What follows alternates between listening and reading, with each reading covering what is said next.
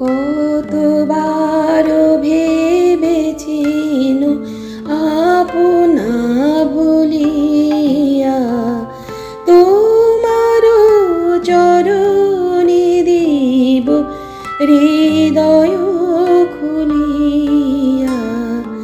কতবার ভেবেছিন আপনা বলিয়া, তোমার চরণে দিব হৃদয় খুলিয়া। চরণে ধরিয়া তব কহিব প্রকাশে, গোপনে তোমারে সখা কত ভালোবাসি।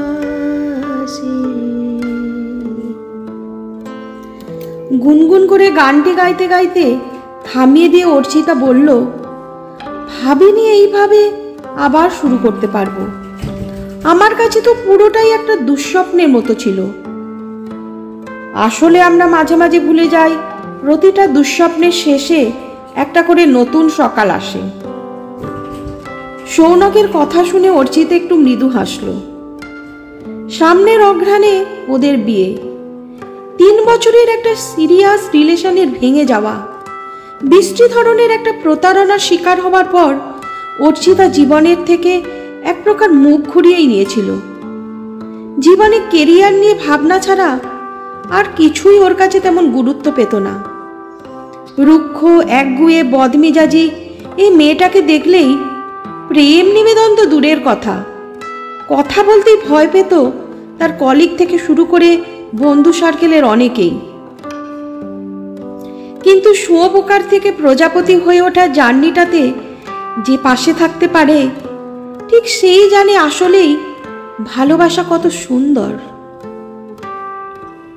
সৌনক ঠিক তেমনই রোদে পড়া তপ্ত গরমকালের পরে এক পশলা বৃষ্টি নিয়ে এসেছিল অর্চিতার জীবনে। হ্যাঁ, অনেকটা সময় কাঠখড় পোড়াতে হয়েছে, তবে শেষমেশ অর্চিতার মুখের হাসিটা ফিরিয়ে দিতে পেরেছিল সে। একটা বদমেজাজি মেয়ের বুকেও যে এক সাগর ভালোবাসা থাকতে পারে, সেটা সৌনকের মতো ছেলেগুলো কিভাবে যেন বুঝতে পারে। আর জানার সাথে সাথেই কাউকে সেই সাগরে ডুব দেবার সুযোগ তারা দেয় না। ঠিক আপন করে নেয় প্রবল ঝড়ে নুইয়ে পড়া ওই গোলাপ চারাটাকে।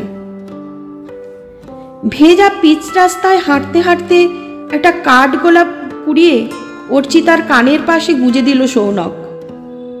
লজ্জায় রাঙা হয়ে উঠল অর্চিতার গাল দুটো। ভালোবাসার মানুষটা পাশে থাকলে মাঝে মাঝে লজ্জা পাওয়াটা কিন্তু ম্যান্ডেটরি। দুষ্টু হেসে কথাটা বলেই সৌনক শক্ত করে তার প্রেয়সীর হাতটা ধরল, কারণ ওদের এখনো অনেকটা পথ চলতে হবে, অনেকটা। নমস্কার বন্ধুরা, সবাই ভালো থেকো, সুস্থ থেকো। আগামী দিনে এরকমই কোনো গল্প নিয়ে চলে আসবো তোমাদের সামনে।